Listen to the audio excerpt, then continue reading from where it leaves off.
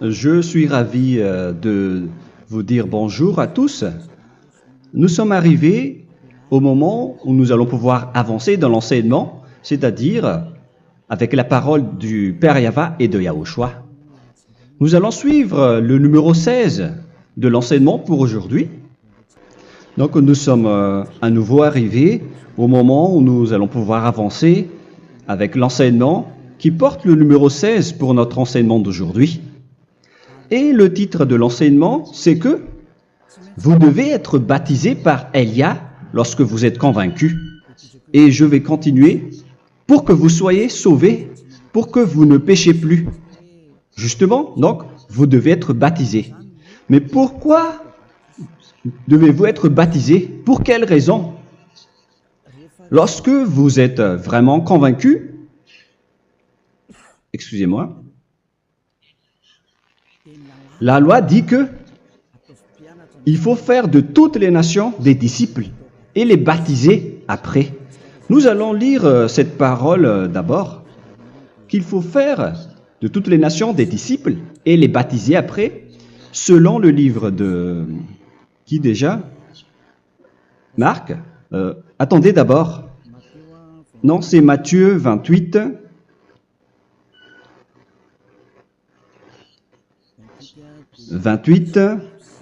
Versets 19 et 20.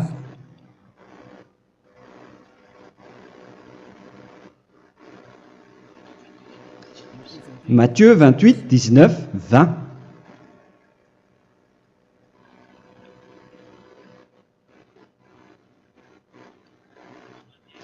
Allez, faites de toutes les nations des disciples. Ici, donc, il faut faire toutes les nations des disciples.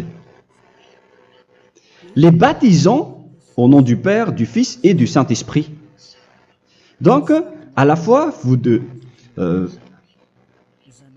il faut les enseigner à observer tout ce que je vous ai prescrit.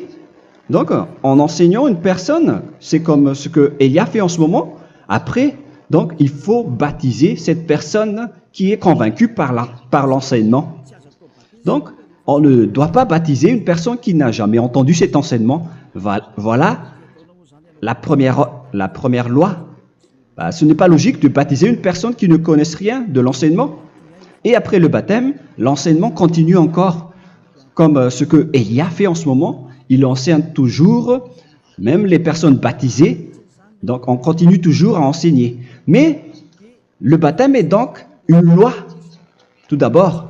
Donc, une fois convaincu, vous devez être baptisé. Moi, je ne vais plus parler du sujet d'enseignement que vous connaissez déjà, parce que vous êtes déjà convaincu. Donc, si vous voulez être nettoyé, lavé de vos péchés, pour que vous ne péchez plus dans ce saint royaume où il y a Elia, alors vous devez être baptisé, car c'est une loi selon l'Acte des Apôtres 22:16.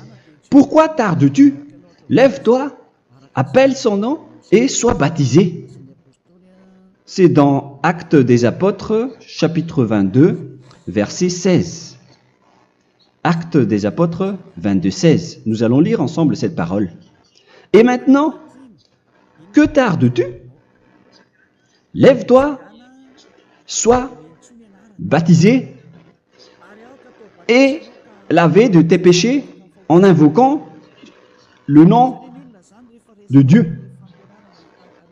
Donc, une fois qu'une personne est convaincue de cet enseignement, comme vous qui m'écoutez en ce moment, la loi pour vous, c'est que vous devez invoquer son nom. C'est-à-dire que le nom est important pour répondre aux personnes qui disent que ce n'est pas le cas, en disant que si vous croyez, c'est suffisant. Sachez que c'est un enseignement du diable pour ceux qui disent cela. Au contraire, il faut invoquer son nom, car c'est celui qui invoque le nom de Yahva qui sera sauvé. On vous a déjà enseigné cela. Donc, il faut que vous vous levez, il faut invoquer son nom. Il ne faut plus attendre. Vous ne devez plus attendre ni hésiter. La loi vous dit, levez-vous. On vous dit aujourd'hui, on vous ordonne aujourd'hui de vous lever. N'hésitez plus. Et après, vous devez invoquer son nom en vous rapprochant du royaume de Yahushua, de l'église de Yahushua, d'appeler tous les responsables au téléphone, même pas au téléphone, il faut directement assister à l'assemblée de Yahushua dans cet endroit, car il faut que tu te lèves et sois baptisé en invoquant son nom. Et c'est ici, à l'église de Yahushua, que vous devez invoquer son nom. Alors, c'est une loi, vous ne devez plus rester dans votre maison et il faut nous rejoindre maintenant. Soyez baptisés en Yahushua et non pas en Jésus, car les baptêmes que vous avez faits auparavant n'est pas le baptême en Yahushua. Donc, votre baptême n'est pas valable, n'existe pas du tout. Et votre baptême, au contraire, il est pire. Lorsque vous l'avez fait avec des autres dieux comme Jésus, car vous allez le revêtir jusqu'à votre mort. Car selon Galates 3, 27, vous revêtez le Dieu à qui vous êtes baptisé. Comme par exemple, si vous êtes baptisé en Yahushua, vous revêtez en Yahushua. Mais les fidèles de Jésus, ils revêtent Jésus.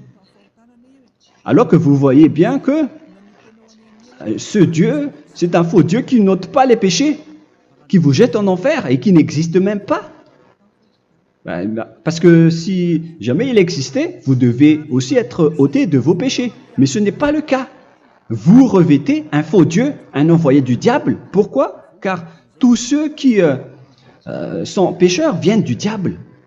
Nous allons donc lire la parole de Dieu à ce sujet dans Galates 3, 27 pour vous dire que c'est un faux baptême que vous avez fait. Donc si vous avez été baptisé en lui, alors vous allez être avec le diable jusqu'à la fin.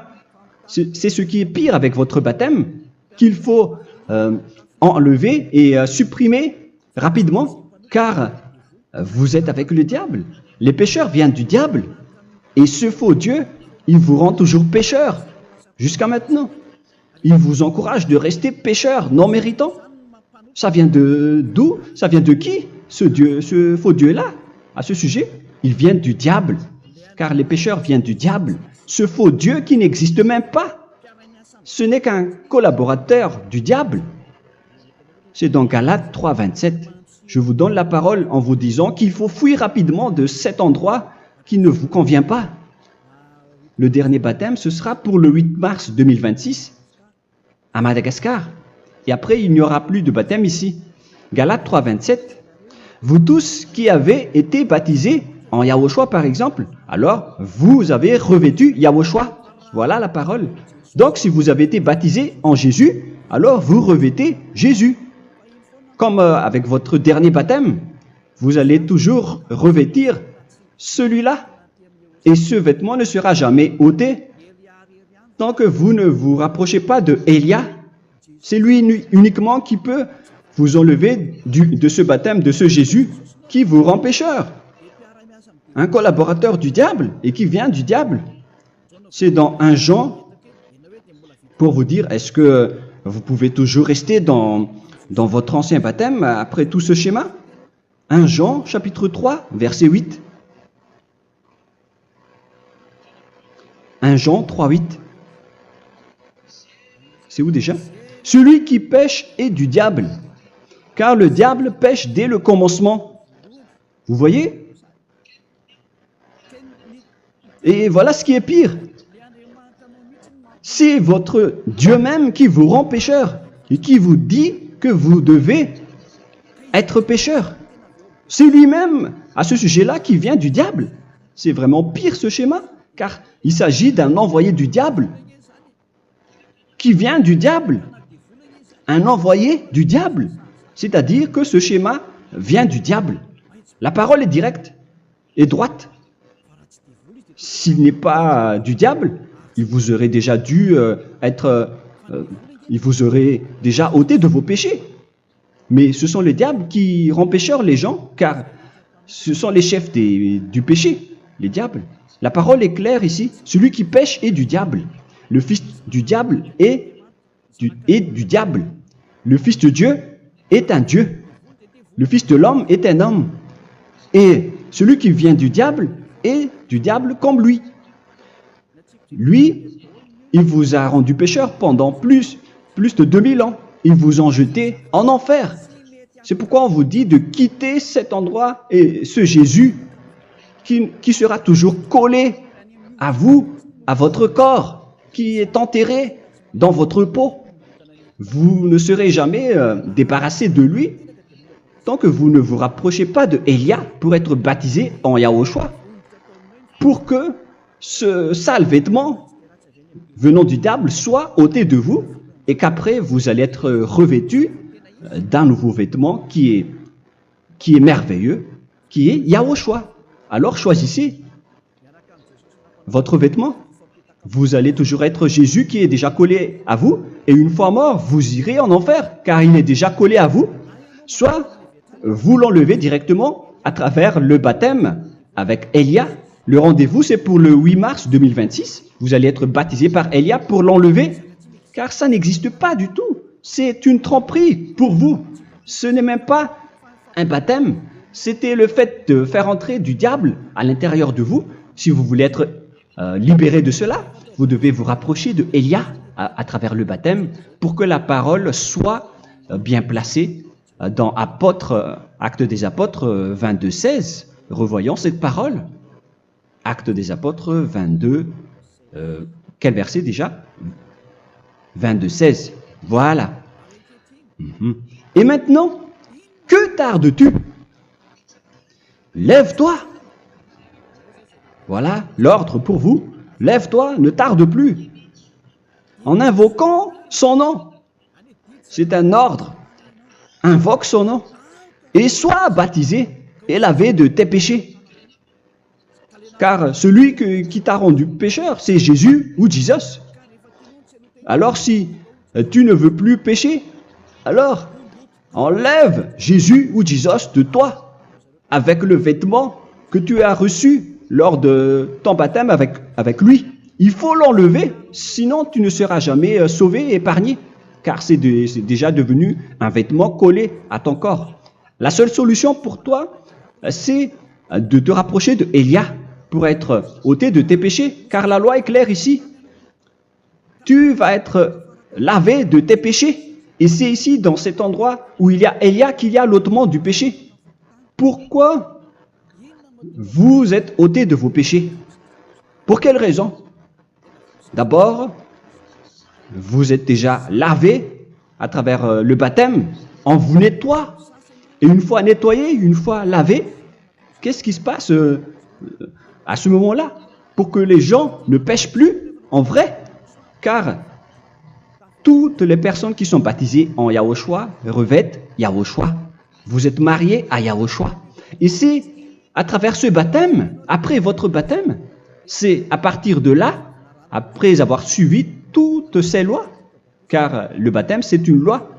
Lorsque vous êtes convaincu, après avoir écouté l'enseignement, vous décidez de quitter le faux Dieu qui vous rend pécheur. Alors, vous êtes baptisé, vous allez revêtir Yahushua pour quitter le faux Dieu qui vous rend pécheur.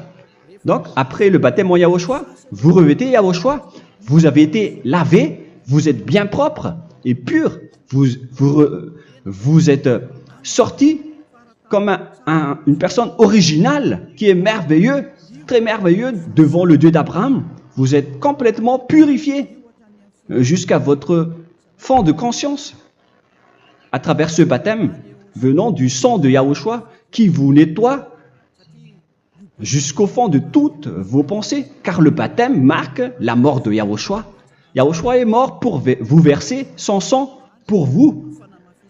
Tout cela confirme votre relation avec Yahushua, car le baptême vous dit que vous êtes mort ensemble avec Yahushua et vous êtes ressuscité ensemble avec Yahushua.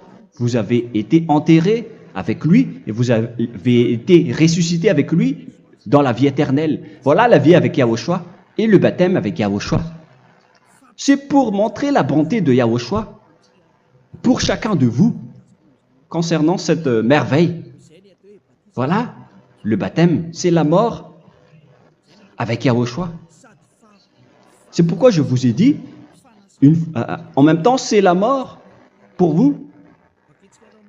Et c'est aussi votre purification. C'est dans Romains, chapitre 6, verset 4.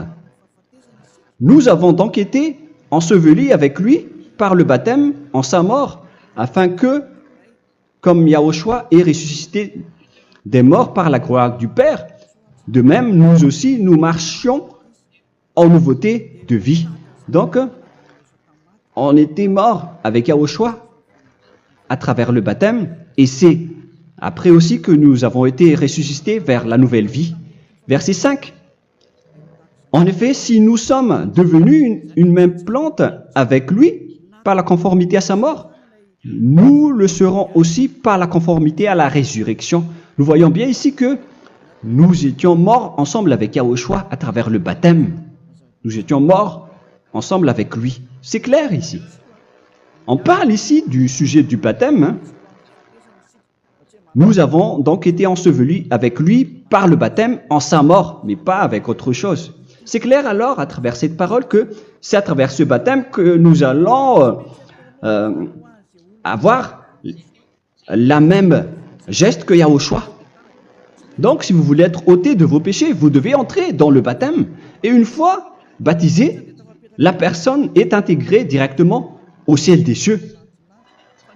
Mais il y a des étapes à suivre avant d'arriver là-bas, ce que je suis en train de vous enseigner en ce moment, car l'objectif du baptême, avec la mort et la résurrection, et l'enterrement, après la fin de votre chemin, c'est le ciel des cieux.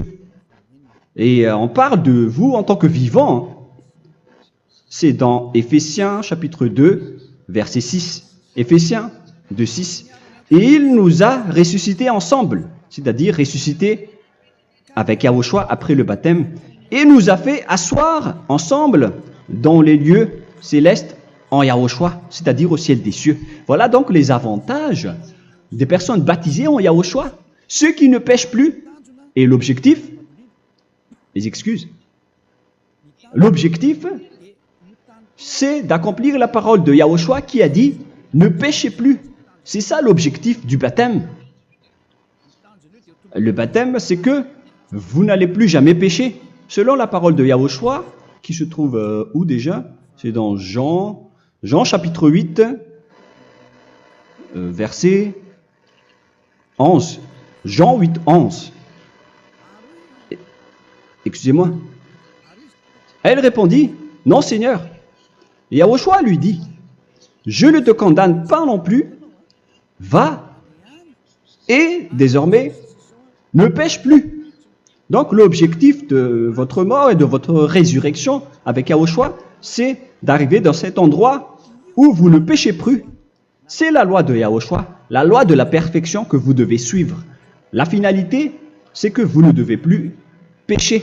C'est une loi incontestable, car c'est la justice en Yahushua. Il ne faut plus jamais pécher. Et c'est vraiment la vérité. Et il a même confirmé cette parole 2 fois, à 2 reprises, selon aussi Jean 5, 14, que nous allons lire également. Il a répété cette parole 2 fois. Depuis, Yahushua le trouva dans le temple et lui dit « Voici, tu as été guéri. Ne pêche plus. » Excusez-moi. Ne pêche plus, de peur qu'il ne t'arrive quelque chose de pire. Donc, il ne faut plus rappeler vos péchés, sinon le pire va vous arriver. Et vous voyez, vous, les personnes pécheurs qui m'écoutez en ce moment, où est votre finalité? Est-ce que c'est bien? Réfléchissez. Les personnes parfaites, ce sont les personnes qui ne pêchent plus. Contrairement à vous qui dites que vous êtes toujours des pécheurs qui ne méritent pas le ciel des cieux. Vous l'avez dit par vous-même. Mais maintenant, Élia vous appelle. Vous allez mériter le ciel des cieux si vous vous repentez et si vous acceptez le baptême en Yahushua. Pourquoi? Pour quelle raison? Car vous n'allez plus jamais pécher. Par quel moyen? C'est par le programme du Père Yahva. Car une fois que la personne est baptisée, la personne boit le Saint-Esprit. Il y a donc un esprit qui va être approuvé, qui va être bu, comme une source illimitée dans son ventre, selon la Sainte Écriture. C'est dans Jean chapitre 7, si je ne me trompe pas. Où se trouve ce verset, les enfants? Si vous le trouvez, la parole qui parle de la source qui est illimitée, c'est dans Jean 7, 37 que nous allons lire ensemble. Le dernier jour, le grand jour de la fête, Yahushua, se tenant debout, s'écria, « Si quelqu'un a soif, qu'il vienne à moi et qu'il boive. » Verset 28. « Celui qui croit en moi, des fleuves d'eau vive couleront de son sein, selon, comme dit l'Écriture. » Il y aura donc de l'eau vive qui couleront dans son ventre. Verset 39. Il dit cela de l'Esprit qui devait recevoir ceux qui croyaient en lui, car l'Esprit n'était pas encore, parce que Yahushua n'avait pas encore été glorifié. On reçoit donc un Esprit venant de Yahushua pour ceux qui le croient et qui sont baptisés. Et on le reçoit vraiment lors du baptême. C'est dans le livre de 1 Corinthiens que nous allons lire, dans le chapitre 12. Quel verset déjà? On doit chercher un peu. 12 et 13. 1 Corinthiens, chapitre 12, versets 12 et 13. Car comme le corps est un et a plusieurs membres, et comme tous les membres du corps, malgré le nombre, ne forment qu'un seul corps, ainsi en est-il Yahushua. Nous avons tous en effet été baptisés dans un seul esprit, pour former un seul corps, soit juif, soit grec, soit esclave, soit libre. Et nous avons tous été abreuvés d'un seul esprit. C'est dans le baptême, donc, qu'on reçoit l'esprit unique, un seul esprit. Donc, si vous êtes baptisé en Yahushua, vous abreuvez l'esprit venant de Elia, venant de Yahushua. Vous abreuvez un seul esprit venant de moi, un esprit non pécheur et qui vous rend non pécheur. Donc, tout le monde boit un seul esprit selon la Sainte Écriture. Nous vous avons tous en effet été baptisés dans un seul esprit. Vous recevez donc ce seul esprit à travers le baptême. Et qu'est-ce qui se passe après? Le Saint-Esprit va vous guider désormais. Vous le recevez lors du baptême et celui qui va vous guider pour que vous ne péchez plus. C'est dans Jean, quel chapitre déjà? Je ne me souviens plus. C'est dans le chapitre 14, peut-être. 14, 23.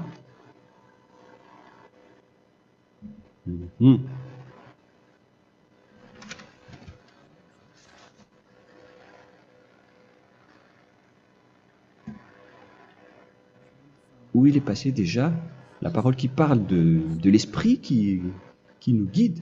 Mais je ne me souviens plus lorsqu'on en a besoin. Où est cette parole, les enfants? Où se trouve cette parole?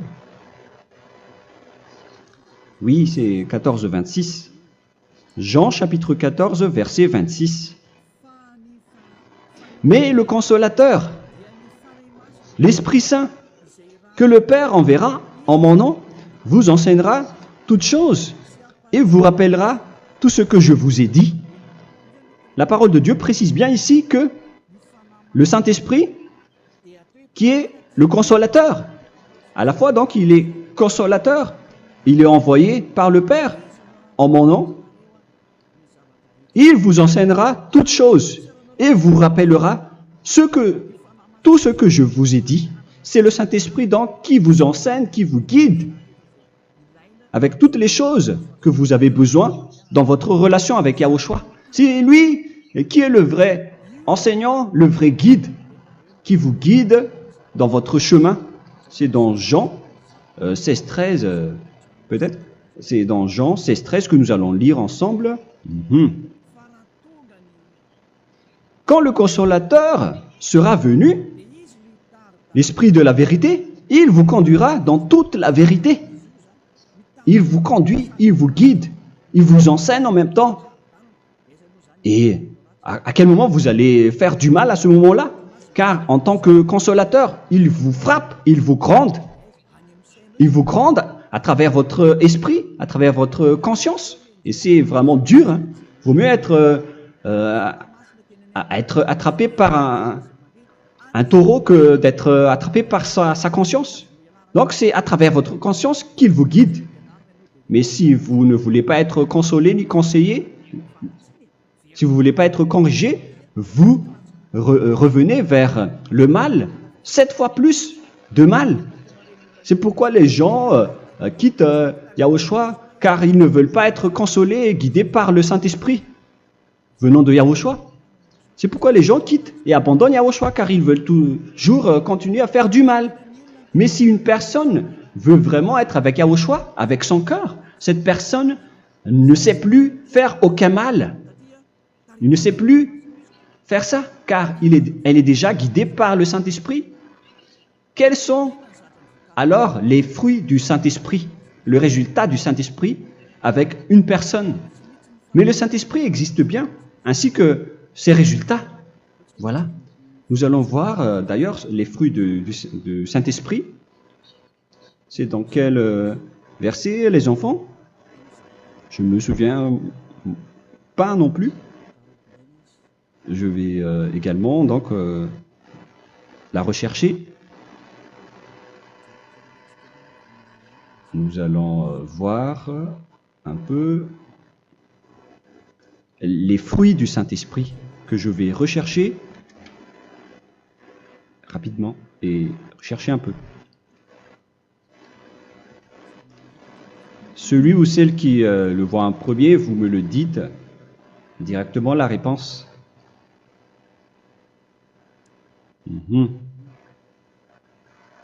Comment?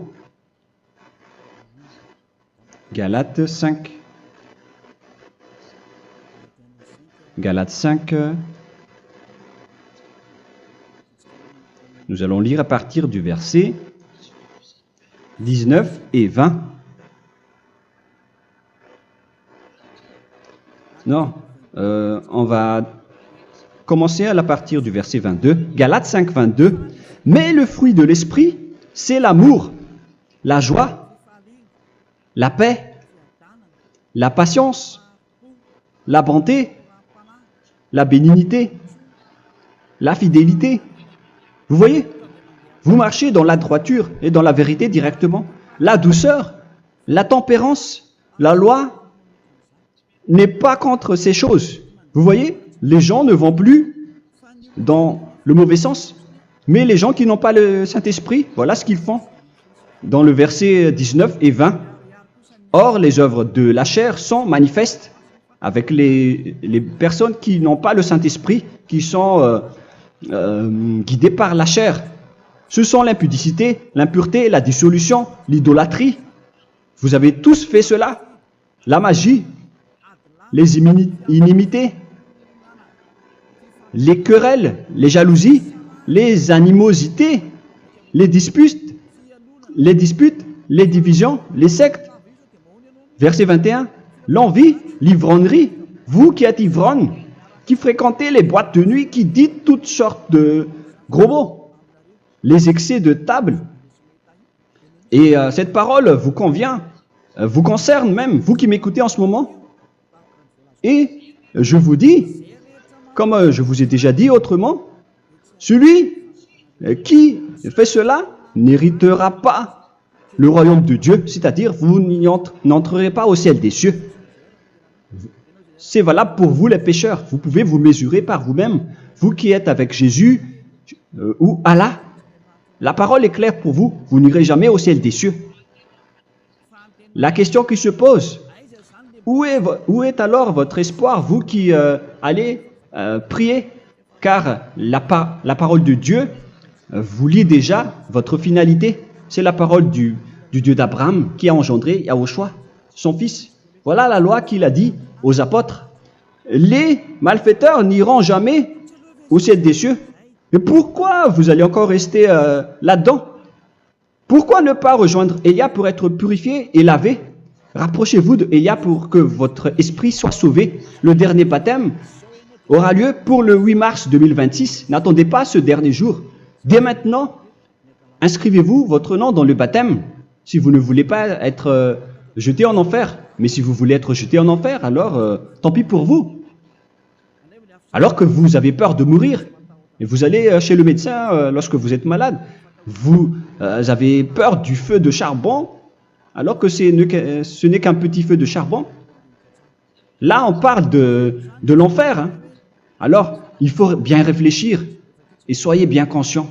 Voilà donc le sujet du Saint-Esprit. Maintenant, nous allons lire le livre des Éphésiens. Éphésiens, chapitre 4.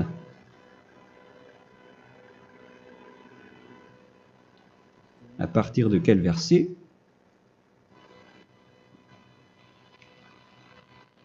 Allons-y. Je dois relire un peu car il y a plusieurs paroles ici. Moi, je vais vous sortir la parole qui dit que les personnes en Yahushua ne font plus aucun mal. Ah, où il est passé déjà? Ah, je l'ai perdu. Attendez d'abord. Donc, Éphésiens.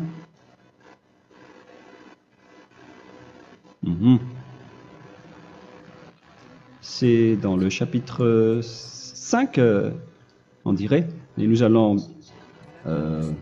voir tranquillement. Mais nous allons voir dans Galates 5,16 d'abord. Je dis donc, marchez selon l'esprit, et vous n'accomplirez plus les désirs de la chair. C'est-à-dire donc que vous devez être baptisé, car sans le baptême, vous n'aurez jamais le Saint-Esprit. Verset 17. Car la chair a des désirs contraires à ceux de l'esprit, et l'esprit en a des contraires à ceux de la chair. Ils sont opposés entre eux, afin que vous ne fassiez point ce que vous voudriez. L'esprit et la chair s'opposent toujours. Alors il faut suivre l'esprit maintenant pour aller au ciel des cieux. Et voilà donc la suite de la parole. Éphésiens 4:21. Si du moins vous l'avez entendu, et si vous, conformément à la vérité qui en est en Yahushua, c'est en lui que vous avez été instruits à vous dépouiller, eu égard à votre passé, du vieil homme qui se corrompt par les convoitises trompeuses, à être renouvelé dans l'esprit. Donc l'esprit travaille et va dans votre conscience et dans votre intelligence, et à revêtir l'homme nouveau créé selon Dieu dans une justice et une sainteté qui produit la vérité. Le Saint-Esprit donc vous rend droit pour que vous ne soyez pas dans le mauvais chemin, et il vous guide dans la justice et dans la vérité. Voilà directement pour les personnes en Yahushua. Et c'est quoi la suite? C'est pourquoi renoncer au mensonge. Il ne faut plus mentir. Même dans les 10 commandements, ils ont dit ne mentez pas. Mais c'est juste une parole. Mais les gens, lorsque ils sont pressés, ils font des mensonges. Mais pour les gens en Yahushua, ils renoncent directement au mensonge. Et que chacun de vous parle selon la vérité à son prochain. Car nous sommes membres les uns des autres. Si vous vous mettez en colère, ne péchez point. Que le soleil ne se couche pas sur votre colère. Voilà toutes les lois de Yahushua qui sont guidées, qui sont ordonnées par le Saint-Esprit. Alors, ne donnez pas accès au diable. Ne mettez pas le mal dans tous vos chemins. Il faut rester sainte, vraie et parfaite. Que celui qui dérobait ne dérobe plus. Il ne faut plus donc dérober les choses. Et il ne faut plus donc voler quelque chose. Mais quelle est la parole du Père Yahweh et de Yahushua? Mais plutôt qu'il travaille en faisant de ses mains ce qui est bien, pour avoir de quoi donner à celui qui est dans le besoin. Qu'il ne sorte de votre bouche aucune parole mauvaise, mais s'il y a lieu, quelques bonnes paroles qui servent à l'édification et communiquent une grâce à ceux qui l'étendent. N'attristez pas le Saint-Esprit de Dieu, par laquelle vous devez être scellés pour le jour de la rédemption. Il faut toujours laisser le Saint-Esprit vous guider, ne l'attristez pas. Sinon, vous n'allez pas avoir la selle. À la fin des temps, à l'époque de Gog, on va vous donner le Saint-Esprit pour que vous soyez scellés. Donc, c'est maintenant que vous devez déjà rendre content Yahushua. Ne laissez pas de mauvaises traces dans votre chemin et ramenez l'amour de Yahushua vers chacun de vous pour que vous soyez pour que vous seriez scellés pour avoir le Saint-Esprit que vous avez vraiment besoin pour le dernier combat dans les fins des temps. Que toute amertume et toute animosité, toute colère, toute clameur, toute calomnie, il ne faut pas retenir et garder la colère. Toute calmeur, toute calomnie et toute espèce de méchanceté, tout ce qui est rancune, ni rancœur. Il faut arrêter tout cela. Mais c'est différent de gronder une personne. On parle ici des personnes qui est en colère sans raison. Mais lorsque vous grondez, vous n'allez pas dire à votre enfant « Mon enfant, ne faites pas ceci, ne faites pas cela ». Au contraire, si vous faites cela, votre enfant va danser devant vous. Donc, voilà ce que je veux vous dire. Il faut que vous enlevez toute calomnie et toute espèce de méchanceté. Voilà donc les lois de Yahushua qui sont sorties à travers le Saint-Esprit. Moi, je vous donne des échantillons, mais ce n'est pas au complet. Hein. La loi de Yahushua sont illimitées à travers le Saint-Esprit en fonction des circonstances et de la situation pour que vous n'attristez pas le Père Yahva et le Yahushua. Que toute amertume, verset 32, soyez donc bons les uns envers les autres, Éphésiens 4, 32, compatissant, vous pardonnant réciproquement. Donc, il faut que vous pardonnez votre ami si jamais il y a eu un petit problème. Laissez ça de côté. Il faut que vous vous pardonnez, mais il ne faut pas que vous allez recommettre des péchés après. Hein. En Yahushua, lorsque vous vous pardonnez, après il n'y a aucune rancune, comme lorsque Yahushua vous a pardonné. Mais ce n'est pas que vous allez encore revenir dans le péché. Non, non, non. C'est dans Hébreux 10, 26 qui parle des péchés volontaires. Hébreux.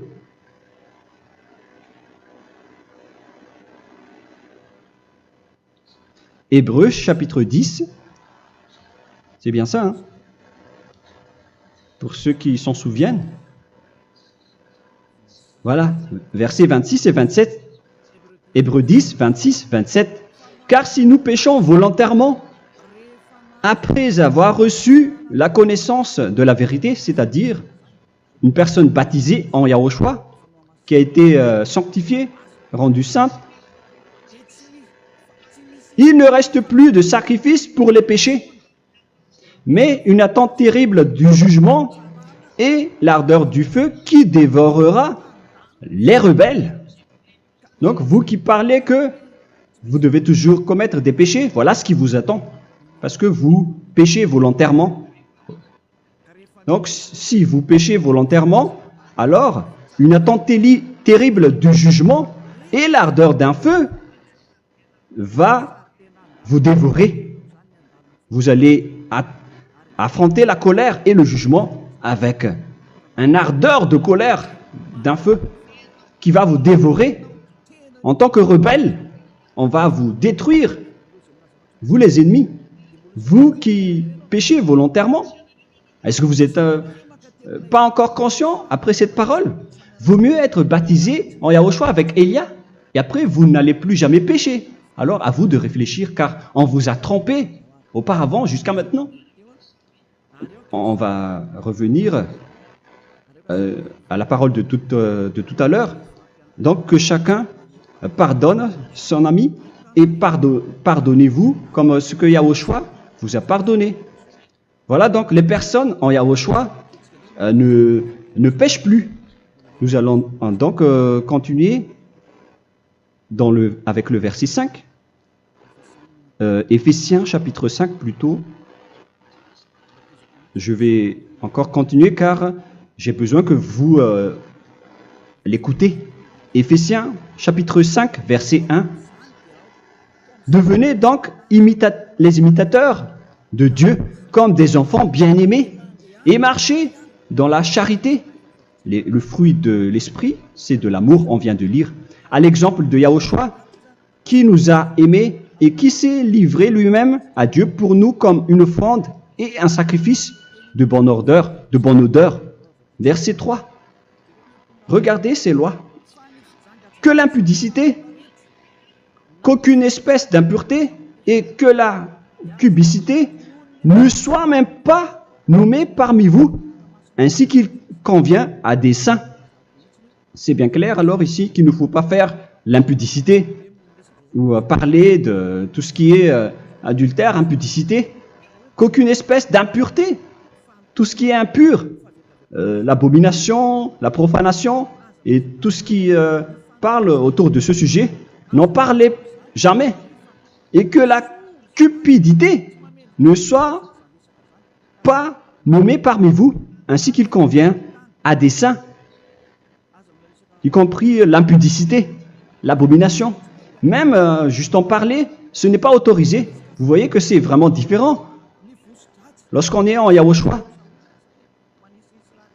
la cupidité, c'est-à-dire parler dans le dos des autres, qu'on n'entende ni parole de déshonnêteté, ni des propos insensés, ni des plaisanteries, choses qui sont contraires à la bienséance, qu'on entende plutôt des actions de grâce, car sachez qu'aucune impudique ou impure ou cupide, c'est-à-dire idolâtre,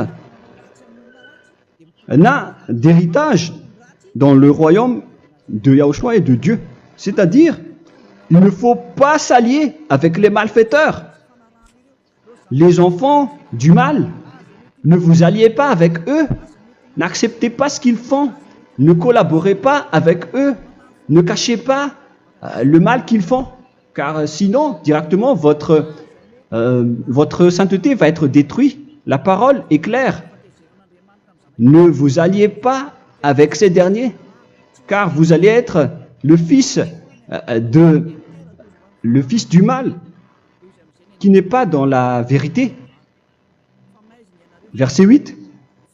Autrefois, vous étiez ténèbres, et maintenant, vous êtes lumière dans Yahushua.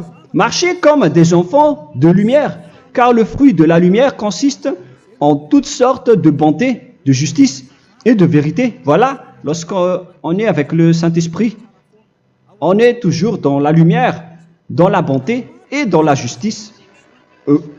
Il faut que vous pensiez à la volonté de Yahushua, à ce qui est agréable à Yahushua. Verset 11. Et ne prenez point part aux œuvres infructueuses des ténèbres, mais plutôt condamnez-les. Ne faites pas l'alliance avec le diable. Ne faites pas l'amitié du diable. Ne faites pas des complots ou des compromis avec le mal pour les cacher. Alors, il faut plutôt les condamner, car il est honteux de dire qu'ils font en secret.